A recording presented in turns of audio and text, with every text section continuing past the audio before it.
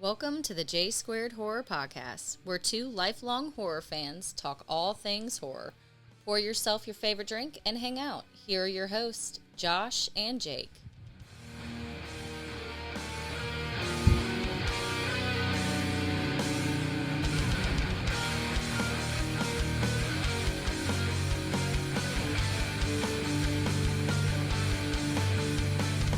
Hey guys, welcome to the J Squared Horror Podcast. I'm Josh. And I'm Jake. And on today's episode, we are going to be discussing Scream 3 as well as Scream 4, directed by Wes Craven.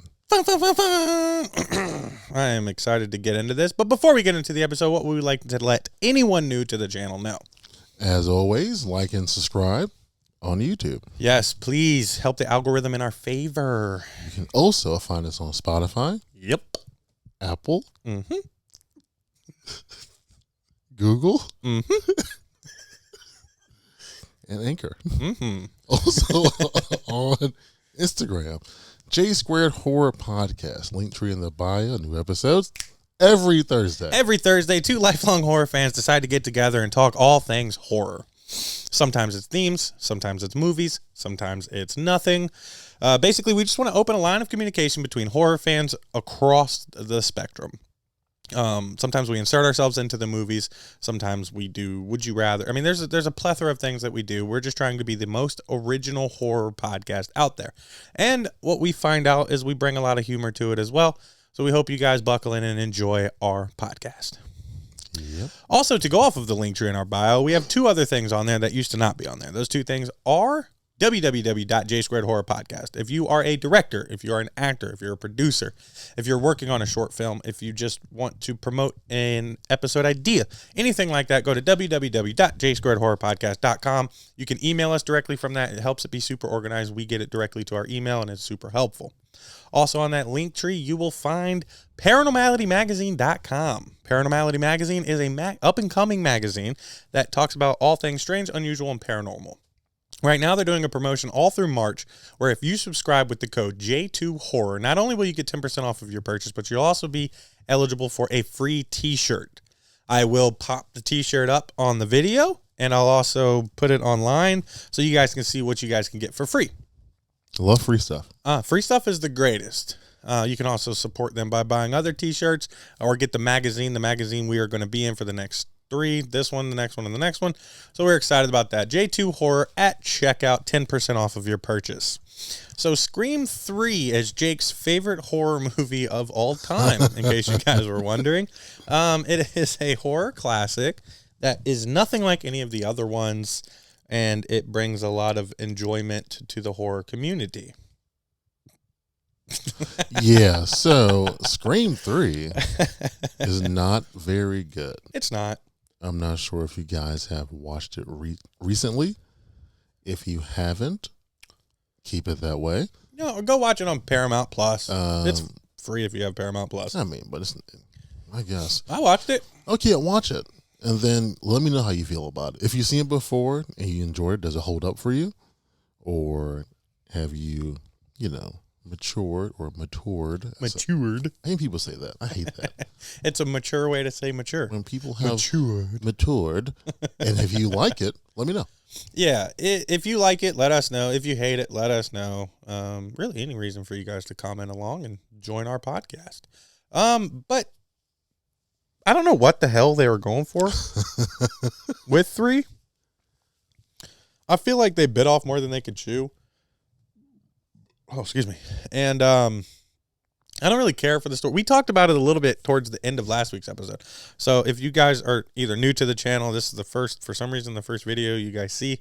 We are kind of on a series right now. So we covered Scream and Scream 2 last week, and we're covering 3 and 4 this week, and then to be followed by the newest one. We already covered 5 back in the history of the J Squared Horror Podcast. But we kind of talked about this last week where we talked about how the whole Maureen Prescott thing, we don't really care for. Yeah. And it is the focal point of this movie, which we kind of forgot. But then obviously once you turn this on, you remember immediately. So basically they're very much adults. They're very much into their own little roles in their own lives in this movie. And you get the, Yeah, the whole like ghost her mom thing. So That's weird. It's super funny you say that, because I don't know, it had to have been one of our first couple of episodes where I talked about like a scene from a movie that absolutely terrified me through most of my childhood. Was that one of them? So I actually mixed up. As I rewatched it, I realized I made up my own scene from this movie, which is where the bloody body bag walks across the outside of a window. That never happens. That did not happen. It's inside the house, and it's still a bloody body bag with the mother's body in it, which is a pretty terrifying concept, but you find out it's Ghostface and blah, blah, blah. But it was one of those things where, as my child brain, I was no longer allowed or able to look outside of windows at night. And I still struggle with that to this day. But it's a made up memory, so it doesn't even exist. What I didn't get about that one particular scene is, so the voice is Sydney's mom? Yeah. Was that real? Yeah, it had to have been. But how'd they get her voice? From back in the day. That little voice changer machine box that makes no sense to me. Yeah, he recorded it back in the day. So all you need is just the sound of someone's voice, and you can have them saying anything? Yes, I guess. So that also pisses me off about the Scream franchise. They've been using a voice changer since the first fucking movie. Yeah. Now, this is like the most advanced Ghostface voice changing box thing. It is.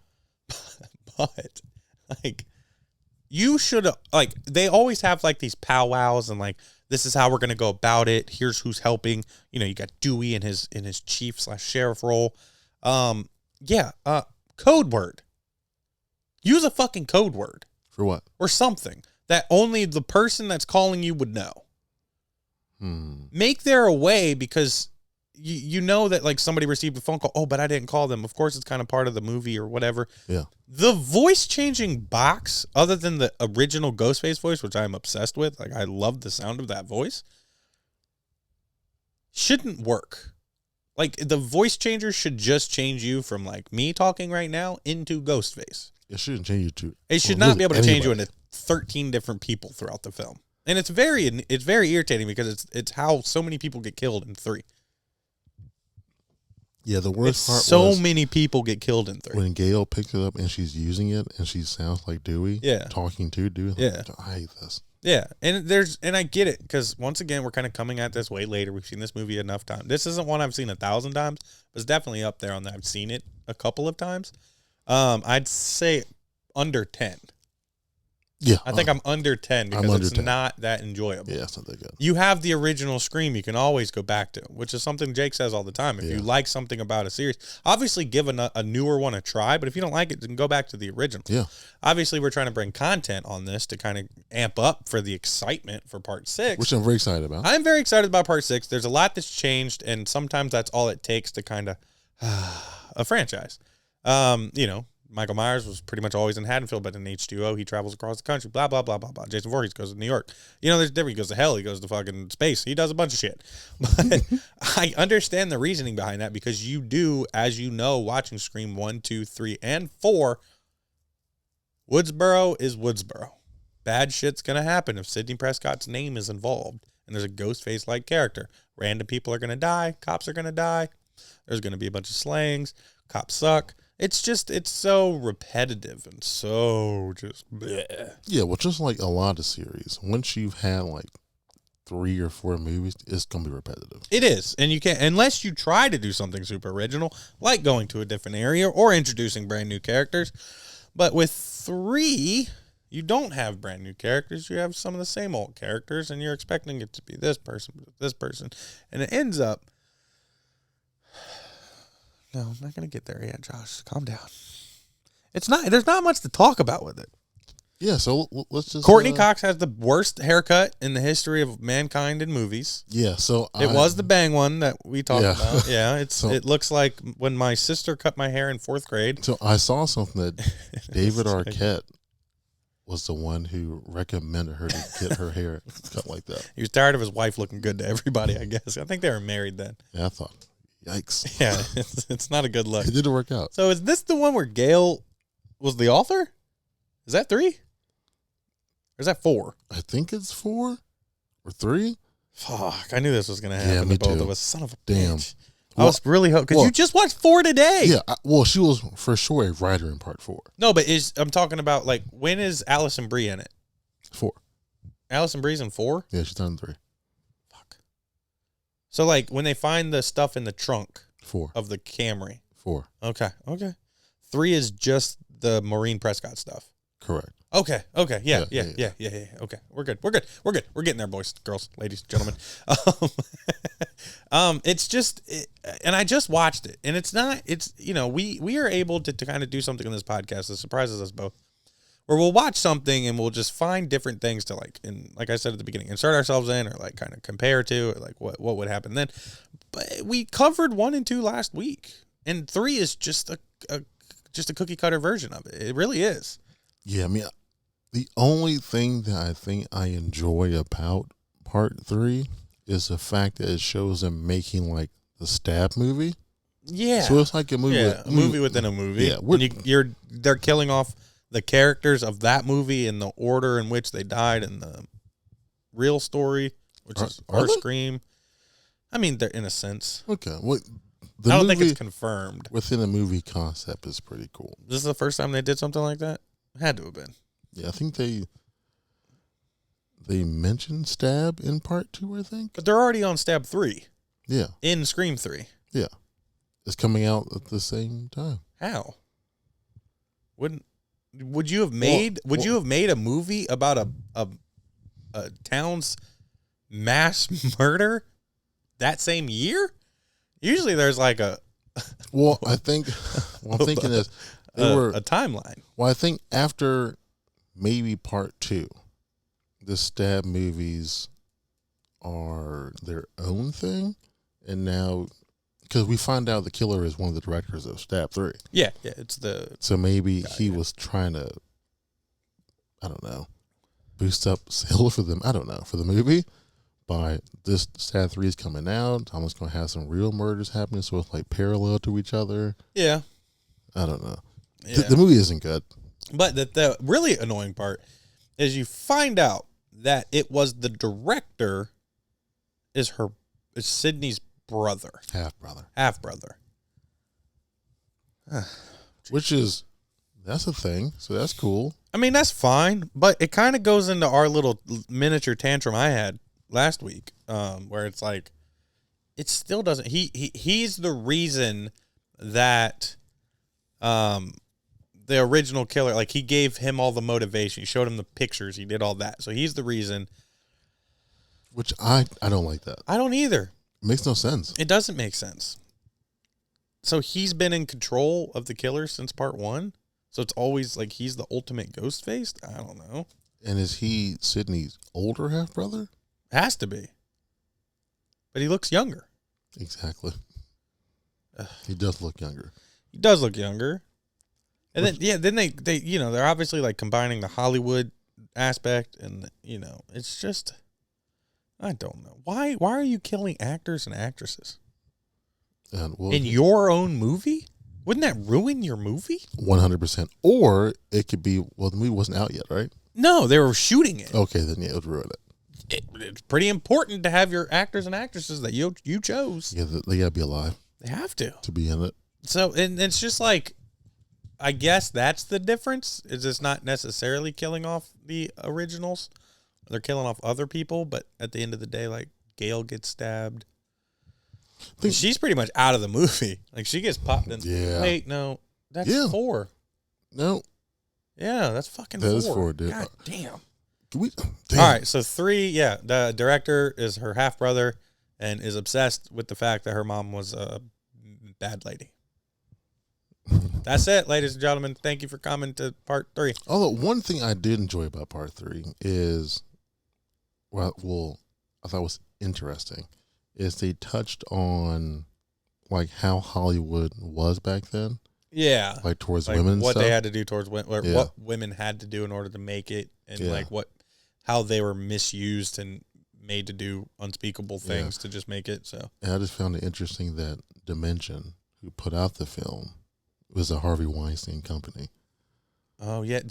I think that was actually like a thing. Yeah. Like they intentionally did that. Which is because Harvey Weinstein is the biggest piece of dog shit that's ever existed. Yeah. So I thought that was interesting. Right under Hitler.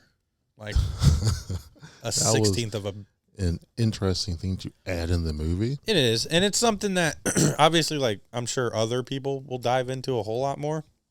I am happy you brought it up because I did kind of forget that going into this movie, but it was a big middle finger, and I love anti-establishment type stuff. Yeah. So it is cool that they did that for a Harvey Weinstein company. And I know that I'm pretty sure like Courtney Cox has had some issues, and some of the other people that were a part of this movie had some issues with him. So it is cool that they did that. But now part 4, I enjoyed the beginning of this movie. Of part 4. Of part 4. Okay. So part 4 starts off with 3 different beginnings. Yeah. I thought it was cool. I took myself out of it for a second, and I put myself in whenever this movie came out, probably in the 2000s. Had to have been. Like 2011, I think. Yeah. So I just put myself back in the movie theater, and I was like, oh man, it's starting off just like the other ones, but it's not. It's you watching the stab movies and the intros for that. And like, it's crazy because Lucy Hale, who is the one that gets her slit throat. Yeah. Throat slit. Throat slit. Throat I was slit. like, yeah, that's it. Yeah, slit throat. And she's from Pretty Little Liars. She was my favorite character on Pretty Little Liars. Was she? Yeah. Wasn't she in Truth or Dare? I think so. Yeah. I think she's also in that. I should have went with that versus Pretty Little Liars. So that's thanks, okay. But it's cool because it starts off that way. And this is, you are now in modern Scream for that time period. So you got like webcams and you got like different stuff like that, which at the time was cool. So I was joking, Jake, when we were outside before the episode, and he said Scream 4 was better than Scream 3. And I was messing with him. I was like, oh no, Scream 3 was way better. No, Scream 4 is a lot, but it's not great by any stretch of the imagination, but it's better. If you do take yourself out for, once again, we've seen it a couple of times, but if you do take yourself out and watch it for the timepiece that it is, it's actually pretty interesting. The actresses they had, the actors they had, really not any of them. I don't think any of the male actors really became much, but the 2 of the female actors are big stars, which is always something you kind of see in horror around, but definitely with Scream movies. But do you have a favorite character from part 4? Part 4, it'll probably be, is it Kirby? Kirby, is that Hayden Panettiere? Yeah. Yeah. She's my favorite too. She is good. Yeah, she's awesome. I'm glad she's coming back for part 6. Is it confirmed? Yeah, she's in the trailers. I haven't.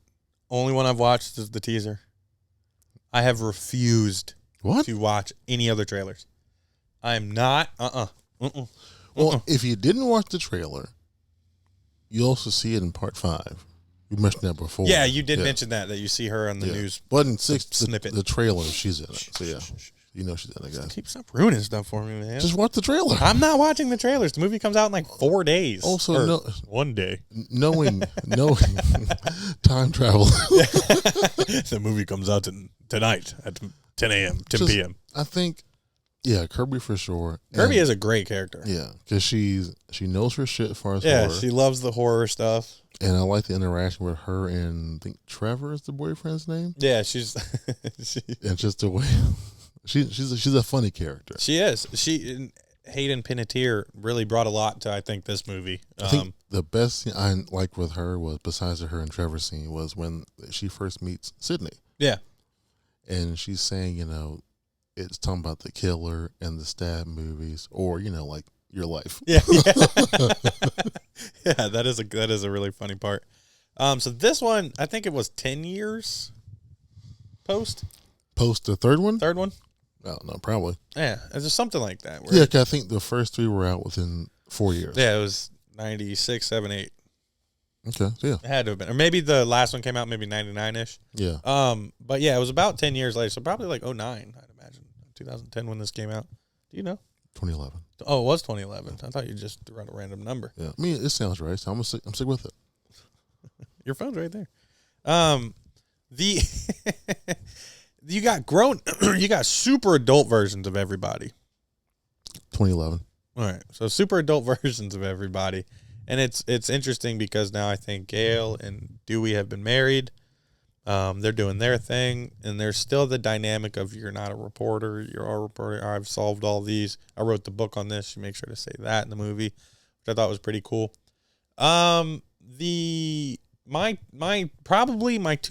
My other favorite characters other than her were the cops. Yeah. Oh, I thought about something. Yeah, Gail does write a book in part 3 because Dewey quotes it. Yeah. And quotes the page number and all that shit. Yeah. So the cops? Yeah, the ones that are on house duty. They're terrible cops. They're perfect Woodsboro police. And it's funny. Why do cops have to suck in movies so much? Because if they were good cops, the killer wouldn't get very far. It wouldn't be a very good movie. At least be a decent cop. Dewey. Oh, he's trash. Yeah, he is trash. But out of horror cops, he's top tier. Oh, yeah, he is. But it's cool because they had these 2 cops on house duty. So there were 2 houses where the girls were. And for some reason, Hayden Panettiere's character was always at Sydney's cousin? Niece? Cousin? Something like that? Cousin sounds right. I think it's cousin. It's Emma niece also sounds Roberts? Right. Yeah. Her character name was Jill Roberts, I think. Easy enough. So what I'm leading up to is I think everything that happens between those houses are like the best parts of the movie for me. Because there's a kill that happens that's super cool where Ghostface is on the phone, calls them from Trevor's phone. It's not Trevor. And then he's like, I'm in the closet. And then there's just like super high anticipation. Like Hayden Panettiere's character is like walking up. Kirby is like walking up to the closet. She opens it, flings the clothes.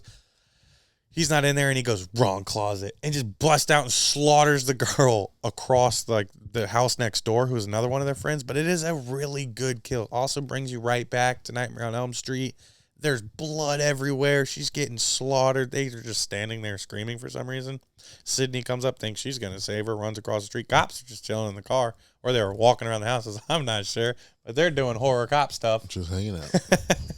And that was a really cool kill. And then Sydney, thinking she's some hero, doesn't do anything. The longer these movies go on, the less I like Sydney Prescott. One, nothing she could do. And 2, also, now we're in the cell phone age. Yeah. It's so hard to pin down who it could be. Yeah. Because the phones are, now they can text. It's phone you calls. Like such an old person. I do. They can text. They can. You could talk on. There's nothing attached to this. Yeah, you can. I'm talking to the air right now. Yeah, you can walk around and make phone calls. Yeah, Ghostface really amped up once technology advanced. Yeah, he was in the closet. Yeah. Making the phone call. So, yeah. So I wouldn't know how she wouldn't hear him. But. Wait a second.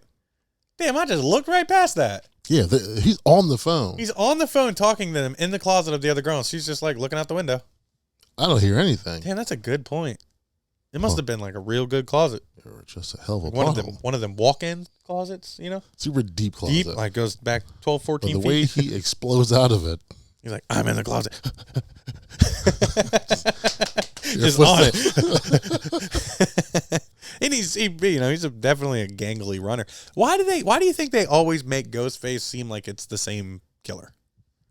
The movements, everything. It's like as soon as you put that costume on, you lose the ability to not take a foot and fly back 8 feet. Or like the fact that you're like super animated with your movements. Like these are different killers in every different movie. Sometimes 2 different killers in the same movie, which has been the whole vibe this entire time. I don't like that 2 killer aspect. It's overdone in all of these. Yeah. I think the first one's perfect. Yeah. As we mentioned. Second one. Yeah. Third one, don't even. Well, that's only 1 killer. Yeah. Okay. Then they go back to the movie 4. Still sucks. So the one killer didn't work. Fuck it. Go back to 2. But then you got the 2 killers, and you find out who they are in this movie, obviously, but we're not going to get there yet. But then there's a cool scene between the 2 cops who are on, guard duty, and they do the like kind of tropey. The one's getting out, and he's like, I'll be right back. And he's like, oh, he literally gets back in the car. He's like, damn, I should have said that. And the other one's like, I got this one. Don't worry about it. And then for some reason, they can't talk on the walkie-talkie. Oh, he was playing a prank on him. So the buddy runs back out to the car, and the dude looks dead, and he sits up and scares the shit out of him. But then Ghostface just has been hiding across, like just standing across the street watching this all go down, waiting for his perfect chance. Costume makes sense. I guess you could kind of blend into the night. Yeah. And then stabs the one cop, gets him, but then just in the dude's forehead, stabs him with the blade, which I want to know the strength that it would take to get that blade fully into someone's skull. So that's what makes me think. I always think about when they have two killers, which person's doing the killing on certain people. Yeah, but even then, we'll get there. Because it will take a lot of strength. A lot of strength. To get, neither one of these get killers, through someone's skull. Neither one of these killers are that big or strong. Neither one of them. Yeah. One is mentally stronger than the other. Yeah. But physically speaking, they're small. Both of them. I'm not sure if that person pulled back far enough either. Me neither. To really put it Gets it through someone's his skull, which is like notoriously a very hard thing. Yeah, people hit that all the time. You have to use like saws and shit when you get in brain surgery and whatnot. But anyway, then he gets up and is like still trying to fight back, and Ghostface just lets him. Yeah, he's just standing there.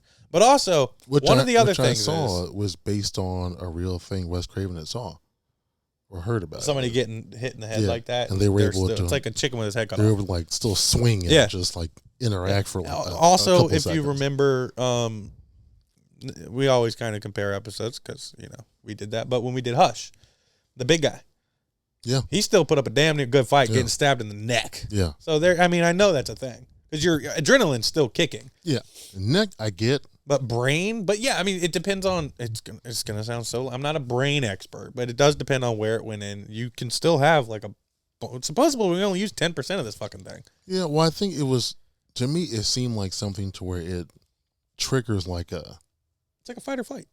Yeah, it triggers almost like a fight or flight or like a memory kind of thing too. Yeah, and he's a cop, so he would be trained in order to keep going. Yeah, that's what I was thinking. No matter what. Yeah. So I think that would play into it a lot. Yeah, it was him getting out of his car, and he never goes towards Ghostface at all. He can't see. I think he literally just. He had nothing but the movements. Gets out and just starts swinging, just walking. Yeah, and then what does he say? He says something right before he dies. Does he? Yeah.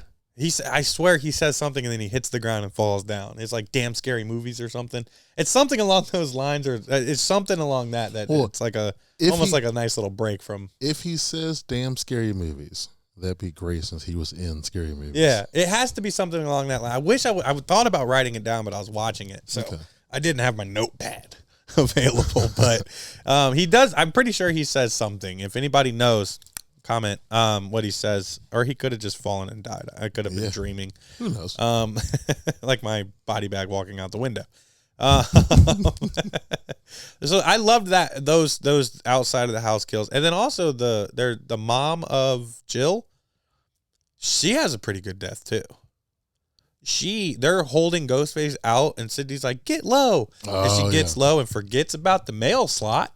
So I don't know if everybody knows this, but doors used to or might still, I'm not sure, came with mail slots right at like dog teeth level, and he just right into her. Yeah, but that wouldn't happen though. The stab? Yeah, that wouldn't happen. Your hand, I don't think depending on the size of the blade, it could work. Yeah, I don't think if someone has their back up against that and your back's against the part, I think it got her in the back of the neck. But it's the part that keeps it closed. So there's no way you have enough force to push it through, open it back up, and get her in the back like that. Maybe it was broken. Maybe theirs didn't have the flap. We don't know the door dynamic. I'm sure we could go back in the movie and probably figure out. Yeah, I'm pretty sure it was covered. But still a cool kill, though. Yeah, it was a cool kill. Yeah. Because I blame Sydney. I 100% How blame dare Sydney. you blame Sydney? Because she said to get low. I mean, if Sydney would have just decided to do what she was already thinking, guess what? We ain't got to deal with Sydney Prescott no more. I guess in the moment, you're just going to do it. But the thing is like, why don't you do what you're thinking instead of saying it and making somebody else? Because I'm the leader. I'm Sydney Prescott. Yeah, get over your victim mentality. This is my show, all right? God, dude. You got to listen to what I say. Her character just sucks. I don't like it. If you're now on a fourth movie, you've had a lot of practice dealing with ghosts. Now, granted, they're all different. True. But they're all the same. They're all just people trying to kill you. You have the worst survival instincts. You do always run upstairs. You do always get into situations that are hard to get out of. But also, I think in the back of her head, she knows that she's Sidney Prescott, so she's like not going to die until somebody takes off their masks and tells her what they're doing. No, I think what she knows is she has backup at all times. Well, not always, not throughout this movie. She could have died 3 or 4 times before Gale and Dewey even came near. Dewey wasn't as big a part of this movie as the other ones. True, but he was out like still trying to be a cop and like actually do his job. Good for him. He didn't end up on a stretcher. He didn't, this movie. But he did take the butt of the knife in this one. I'm wondering if I mixed those up. No, that was 3. That was 3. That was 3. Yeah. God damn, I can't get the... But the point is, he was doing his job. He was doing his job as the sheriff. And this is the most adult, normal Dewey you get until we 100%. Get into 5. Because that's depressed, where sad Dewey. But this is the most, like, what you hoped for Dewey. You know, he's got Gale. He's got his job. He's trying to keep everybody safe. Is he good at it? Fuck no. No. He is not. He's always in the wrong place. But it is what it is. Gale gets stabbed. She goes on her little mission, and it's cool. I think their little party that they throw is pretty cool. Where they do like the Stabathon, the movies. Yeah, in the farm. That's pretty cool. Or in the barn. Barn. Thank you. And Gale got stabbed. So something that really irritates me is the inconsistencies of stab wounds and the effect they have on people in all of the Scream franchise. What do you mean? Some people get stabbed in the stomach, they're dead, they're done, it's over. Some people get stabbed in the shoulder and they're out for the rest of the movie.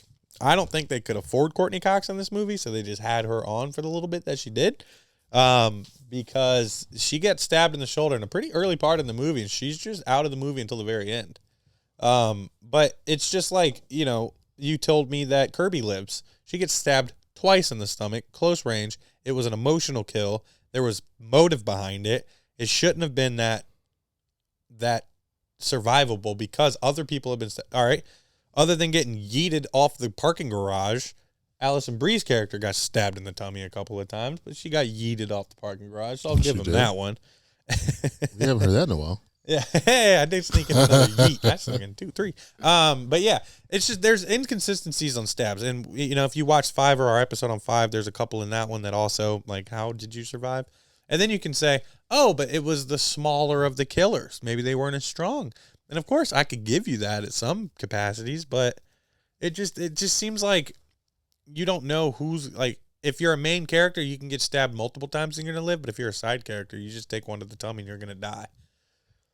Yeah, it just matters how important you are to the movie. But you brought up something interesting. So let me ask you this, real quick: who do you think kills who throughout the movie?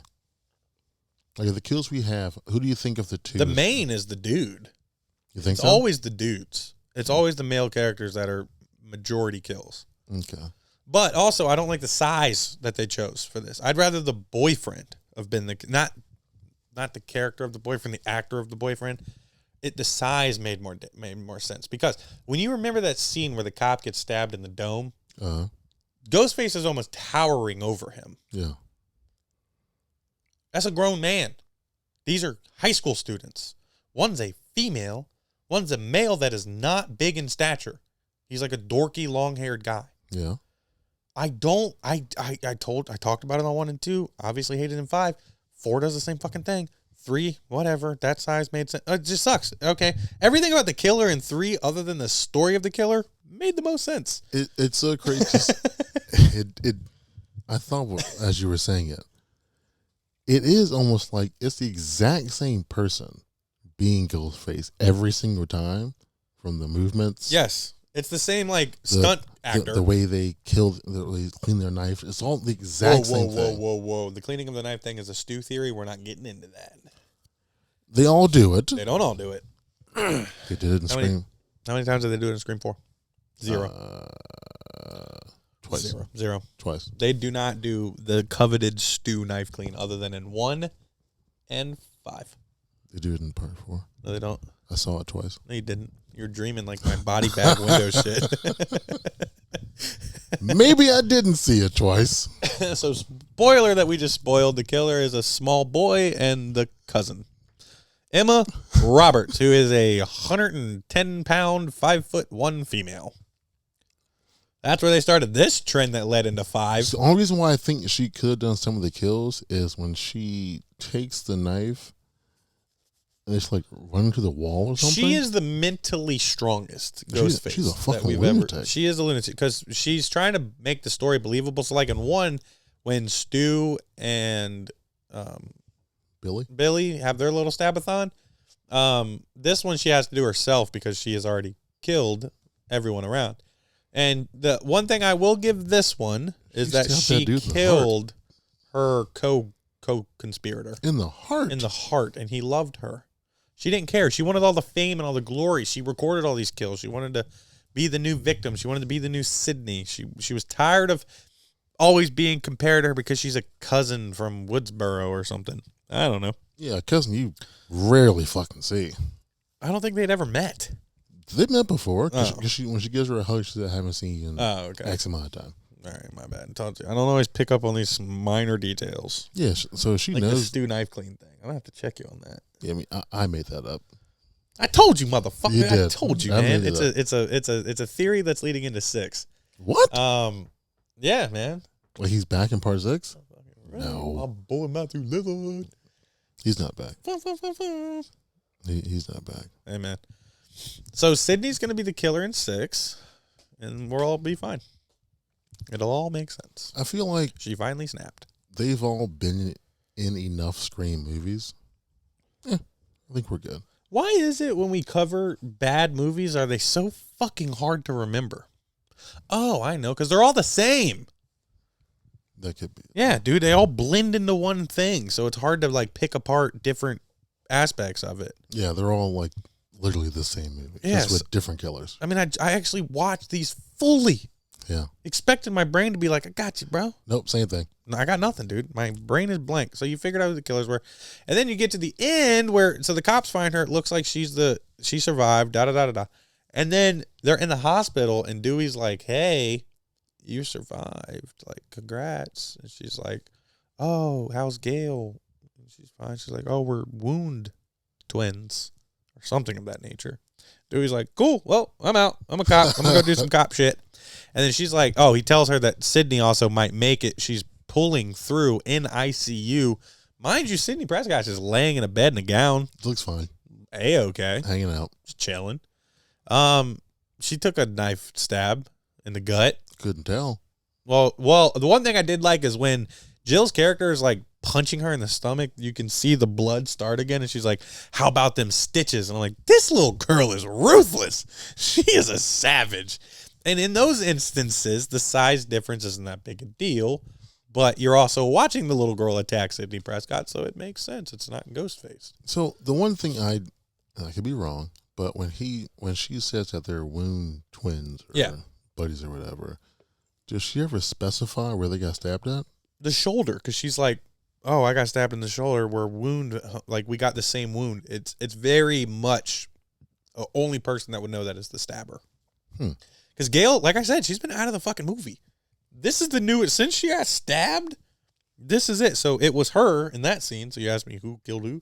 She's the one that, and she didn't want to kill her because she wanted her to be able to write her story, help her write her story. Okay. But Dewey's dumbass didn't even pick up on it. And Gail's like, how would she know? And Dewey's like, son of a bitch. And then he does his Dewey run down the fucking hospital hallways. If only he knows that's where he's going to die.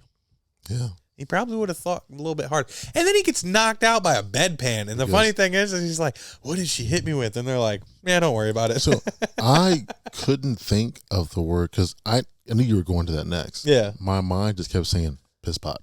No, it's a bedpan? Like piss pot, piss pot, piss pot. I think that can't be it. Yeah, it's a bedpan. Bedpan. Yeah, it's a bedpan. Although piss, it is a piss pot. Yeah. But sometimes you have to shit in it too. So that's why it's called a bedpan. Is there where people get the saying not having a pot to piss in? I think people also used to legitimately piss in pots because they didn't have like bathrooms. And when you'd wake up in the middle of the night, instead of walking 300 feet to your outhouse, you just roll over and find a bucket. Yeah. I don't know. Or your bedpan. Or your bed pond. He gets knocked out by a bedpan. It's just Dewey 101. It really is. You got to think, this motherfucker is the sheriff. They call him chief. So I don't know if he's a chief or a sheriff, but whatever. What's his real name? Dewey? Yeah. His name can't be Dewey. I think it's Dewey. Dwight? No, I think it's Dewey. I don't think it's Dewey. Because I think in part 1, Tatum calls him Dewey. He tells her to call him something else. His name can't be Dewey. Yeah, he says, "Call me what are the sheriff's little helpers? Deputy? Yeah, he says deputy. Deputy what, though? His last name. Which is? Okay. They probably say it 100 times through these movies. Probably do. We're just I'm bad looking at at names. There's no way his name is Dewey. His first name is Dewey, but his last name is Dewey. Sheriff so-and-so. Dewey's like a nickname for something else. All right, go ahead. So It's gotta he gets be. knocked out by a bedpan, and it's just Dewey 101 because he always gets like the worst kinds of injuries. Dwight. Oh, it's Dwight what? Dwight Riley. That's his Riley, name. Sheriff Riley, yeah. But the thing is once again, slightly irritating. You're a sheriff. You have been a cop for quite some time. You don't know how to clear a room after everything you've been through. He just ran up in that thing. Knowing that what you think is going on is going on. Mind you, she's tiny. She's going to be able to hide well. And you still take the bedpan to the dome enough times to knock you out cold. Not even just like out of the game for a second. Yeah. He's just asleep. Drops his gun, gives her a weapon to use, and then the other deputy comes in and almost saves the day, but it looks like she got shot in the head. But she just dramatically fell when she took 2 to the vest. And Gail was able to distract Jill just long enough for Sydney to fry her brain with the little paddles. Which I thought was very interesting. It's cool. You Also- expect it, though. Also, I'm not 100% sure that would kill you. Oh, yes, it would. You think so? Oh, she cranked that thing to max. Mm. That is going to fuck your shit up. Do you know why they say clear? Why does it say clear? Because if you're touching them, there's a good chance you're going to die. Mm. Your body can handle the amount of electricity that it needs Yeah. to keep running. But if you do more than that, like electrocution by like wires, they are having to jolt you with enough to get your spark going again. Mm-hmm. But when you're deceased, because most people are when they're getting defibrillated, Yeah. I think that might be Yeah, that's right. Yeah. So that's why when they say clear, it's for you to get your hands off of them. Because anybody that's still, like in basketball, I don't know if you remember that amazing movie. I do. Yeah, that was legit. When he zaps them and then little dude's like, "Ah!" So if I'm still holding you or touching you, you were at all, completing the circuit. damn. So electricity only flows. That's why, like, if you were to just grab a power line and your feet aren't touching anything, you're not going to get shocked. You have to complete it, so your feet have to be on the ground. So that's why in Jurassic Park, Yes. that kid got fucking yeeted Yeah, off the fence. fence because the fence is on the ground and he completed that. Yeah, Damn. well, I went to school for HVAC and you have to go through OSHA training and they teach you all of that stuff. Okay. Also, you're supposed to smack them with a piece of wood if you're getting electrocuted. Well, it's actually called shocked electrocution. It's death. We got an episode of fucking Bill and I up here going. Yeah, man, I'm actually smart when it comes to some things. But yeah, that's why they say clear, so you can make sure you're off of the body and not continuing the circuit of the electricity, because it could fuck you up pretty bad. But if you're putting max voltage to the brain, it's gonna fry your shit. You're dead. Well, she popped back up, so I guess I'm wrong. Yeah. Because all Scream killers are superhuman too. All of them. They have to be. Yeah, and they get shot a couple hundred times and they just pop right back up. Also, I will say, just to circle back on Dewey real quick, there's a scene where Gail almost gets got. She's outside and he lays down like 6 perfectly placed shots on the Ghostface and he just rolls underneath the SUV and disappears. Good job. He's obviously been practicing his shots. I was proud of him. It was a proud fan moment. Good job, Dewey. Good job, Officer Riley. Sheriff Riley. All right, buddy. That's pretty much the whole movie. Everybody lives, everybody dies. All right. Scale of 1 to 10. 4, 3, 4. On a scale from 1 to 10, Scream 3 is a 4. That's so confusing. Okay. What's 4? Oh, shit. On a scale from 1 to 10, Scream 4. I think it's like a 6.5. Okay. What about you? Scream 3 is a 3. And It is a 3. yeah, Scream 4 is, I'll give it a 5.8. Okay. Yeah. I just don't think it stands up. It doesn't hold the test of time quite as well as some of the other ones that I would like to compare. Yeah, it to. 1 and 2 are obviously the superior movie up to that point. Yeah, but even then, 2 can. 5 is better. Yeah. And I just, but hey, guys, guess what? March 10th, the day after this episode comes out, is Jake's birthday. It is. And also the official release day of Scream 6. But more importantly, my birthday. But more importantly, it's Jake's birthday. Last year when we did a birthday episode for him, it did very, very well. I do not anticipate the exact same kind of numbers because Screaming 3 and 4 just don't bring out the people. I mean, it was hard to talk about. This was a hard episode. It did not go exactly how I wanted it or how I planned it, but I still had a good time doing it. Yeah, it lasted about 20 minutes longer than I thought it would. Yep. We drug it out. Not in a bad way. We were able to continue talking about stuff, but I just got super confused because they just blended into one whole movie. I got confused a lot too. So I do apologize for that, but hey, hopefully you guys enjoyed it. Next thing you know, you have 6, and it's going to be, I'm just going to say real quickly, I think it's going to revamp. Nah, I don't want to say revamp. It's going to be a very good movie. I'm going to rate this bad boy at a 7.4. I hope it's the last movie. Yeah, it's going to be a 7.4. What's your bold prediction on it? 7.4? Yeah. I mean, 1, it comes out on March 10th. Yeah, and it's in New York. 2, you're in New York. I'm going to say 8.5. 8.5. You heard it here on the J Squared Horror Podcast first, ladies and gentlemen. It's going to be the second best movie in the franchise. Yeah, I hope it is. I actually hope it's better than 1 somehow. That's not some way. But it's going to be hard to do. Jake usually likes sequels, so if he just looks at 1 and 6, who knows? Yeah, sure. He does like them when they go to New York, I tell you what. I do love that. So thank you guys for tuning into this episode. Next week, we are obviously going to be covering the movie that we just discussed here at the end. We don't wait long for spoilers. So watch it. Watch it this weekend. Watch it when it comes out, because come next Thursday, we are doing an episode on it. So with that, Scream 6 next week, ladies and gentlemen. We are very excited to talk about that because new movies, unless it's Halloween Ends, we are super amped on. We're super excited about. So yeah, and then tune in next week. We do have some very exciting news about some things that are coming down the pipeline, some stuff we've never done before. So yeah. Anything else, Bob? No. I was going to see if you would break the silence. No. But you held true. Yeah. Don't forget www.jsquaredhorrorpodcast.com if you want to be on an episode, if you're interested in giving an episode idea. Paranormalitymagazine.com, J2Horror at checkout, 10% off. Big shout out to all of our supporters, Jeff Balance, who does our design work, Lucky Riggs, who does our intro and our outro music, Trademark Printing, who does our printing needs. Thank you to Jake for being the world's greatest co-host the man could ask for. Thanks. Thank you to all the fans, subscribers, and listeners that we have. We see you. We love you.